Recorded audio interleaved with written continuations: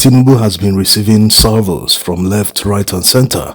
The trio of Peter Obi, Atiku Abubakar, El-Rufai can be said to be the main opposition figures in Nigeria today. The other day in an interview, El-Rufai called Tinubu's administration the most corrupt and dishonest government in Nigeria's history. On Peter Obi's side, he told him to come back from France instead of holidaying and vacationing in another country where their leaders have made sure that there is peace, there is virtually no insecurity. Instead of staying there, come back to Nigeria and face governance, especially this time that there have been killings across Nigeria by terrorists. In the space of 1 week, more than 100 people have been massacred. Now, Atiku Abubakar has joined the fray. In a statement released by Atiku Abubakar's media aide, Paul Ibe, Atiku asked Tinubu, when will you declare a state of emergency on your own disastrous presidency?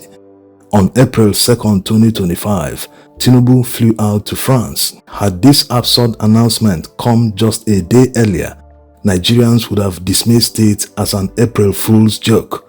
But sadly, it's no prank, just another insult to a nation pushed to the brink by a presidency that treats its citizens like fools. The official excuse? A so-called working visit. But Nigerians aren't buying the spin. The presidency scrambled to clarify that it wasn't a medical trip. How noble. But even if it's not a medical tourism, what justification is there for gallivanting across Europe while Nigeria bleeds? What kind of leader borrows billions only to blow scarce funds on vanity trips abroad? It's not just irresponsible, it is contemptuous. Let the facts speak for themselves. By the time Tinubu struts back from this latest escapade, he will have racked up a staggering 59 days in France since assuming office. See Paris or die. No, see Paris and abandon your country. While Tinubu dines under chandeliers in the land of good governance, the country he governs is spiraling into chaos.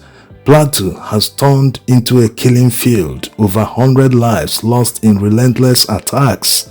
Benue is bleeding. Boko Haram is seizing territory, and every single day Nigerians sink deeper into poverty, insecurity and despair.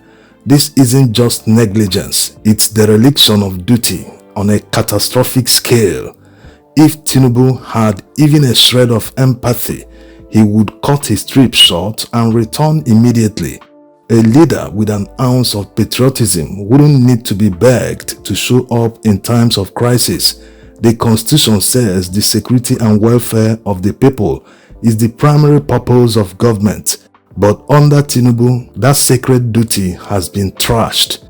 Let's be honest, there is absolutely nothing Tinubu is doing in France that he couldn't do in Lagos or even in Iragbiji. This so-called working visit is nothing more than a vacation cloaked in official jargon. Nigeria is in full-blown state of emergency, not a contrived political emergency like what Tinubu declared in Rivers for partisan gain. This is a national collapse. So when exactly will Tinubu declare a state of emergency on his own disastrous presidency?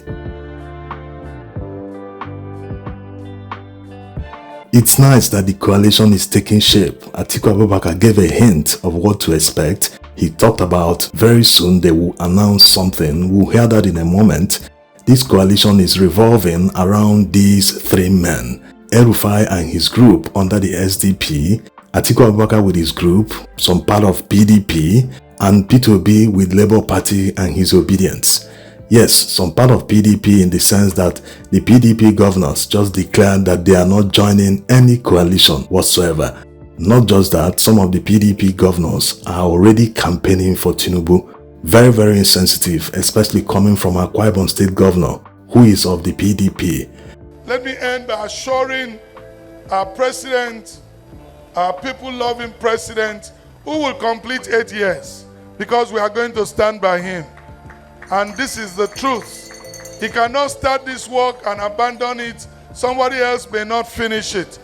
Let the hand, Bible says, who is this mountain that is standing before Zerubbabel? The hand that has started this work, that hand shall do what? Shall complete it. You can't be saying that when the country is facing serious existential crisis right now and you're talking about politics. How can you be talking about supporting someone in 2027, nearly 2 years away? You're talking about it now. Is that the priority? Governance is what people expect from these people in power. But they are all about talking politics, planning ahead once politics is involved. That's what Nigerian politicians are good at. Imagine if they use this energy in planning for development, in planning to be a developed economy in 10 years' time. No, it's all about politics for them. Once they get into office, they deploy all resources to make sure they return to power, to make sure they are re-elected. They don't even care whether they perform in office or not, whether they qualify, whether the people are in agreement with what they are doing in office, whether the people will be able to vote for them. They will start working for the re-election right from the first day in office. Now, if you notice, one person is missing in the opposition. That's Rabiu Kwankwaso and his group in the NNPP. He might have taken a laid-back approach because of what we've continuously analyzed in many videos. What APC is planning to do, or they are doing it already, is trying to entice many northerners by saying, if you support another southern candidate, that means the presidency will stay in the south for 12 years. And once they say this, to many northerners, this is what they consider top priority. They want that power to be on their side. They want to be in power. Whether the person performs or not, just like Buhari, they don't just care. They just want access to that power. So this is what they are banking on. They want to use this to break the opposition. How can you prefer someone that you will not be able to control? You might not be able to control anyone once that person gets to power. So you can't bank on the fact that an agreement was made, even if he signed it or not, that he will only serve for one term.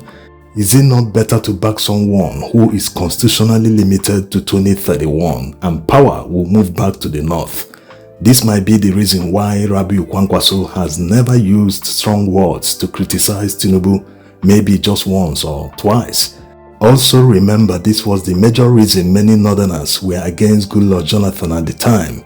They felt injustice that he served the remaining part of Yar'Adua's term. He contested on his own, won election and served out the remaining 4 years, that he shouldn't have contested again, that he should have just packed his bags and left Aso Rock, allowing power to return to the north. That was why they trooped out in massive numbers to vote against him.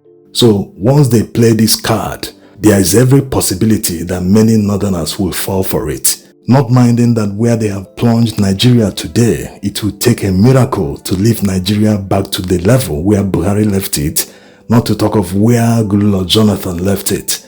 So all they care about is just that power. They want to be in control. Whether they use that power to turn around the fortunes of Nigerians or not, they just don't care.